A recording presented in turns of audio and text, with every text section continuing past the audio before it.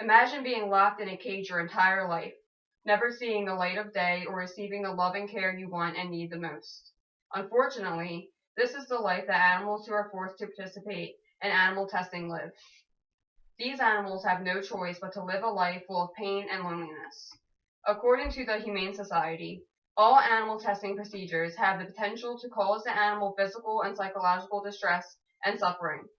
During my research, I learned just how cruel these experiments can be.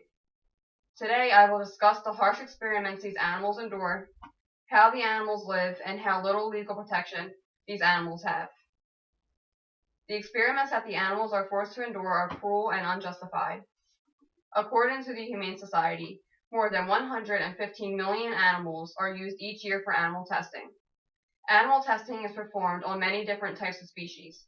The most common include cats, dogs, rabbits, mice, hamsters, and monkeys.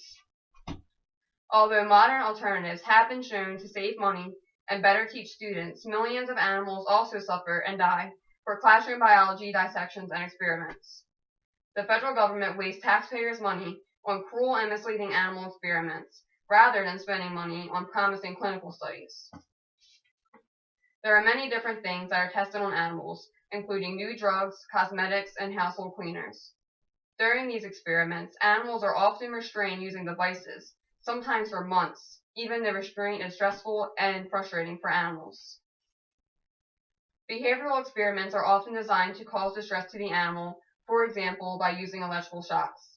Many animals die before the end of the experiment, and those that survive can be killed after an experiment is completed.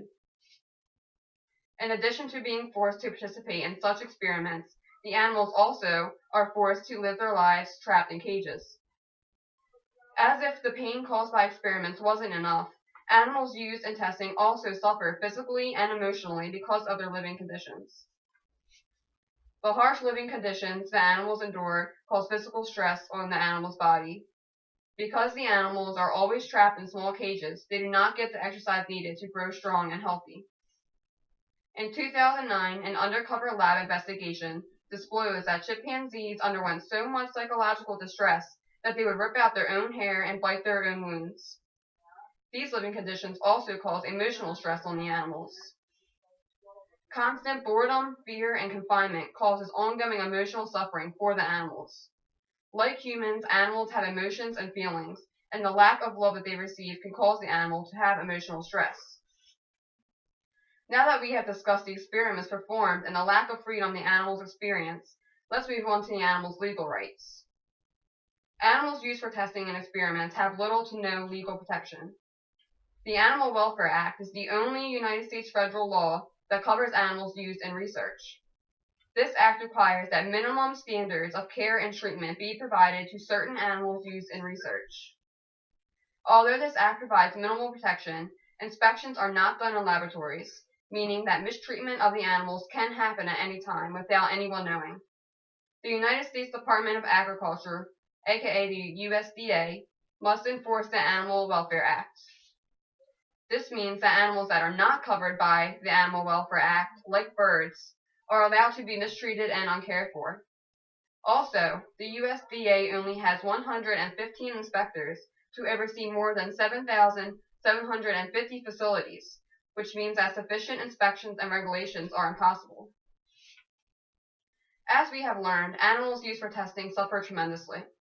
They undergo physical pain from cruel experiments, emotional stress from poor living conditions, and have minimal legal rights. All of these things show the negative effects that testing and experiments have on animals. I believe that all animals deserve love and care, and that no living thing should undergo such cruel testing. I hope that one day no animal will have to experience such cruelty ever again, and that animal testing will come to an end. Can we applaud? No.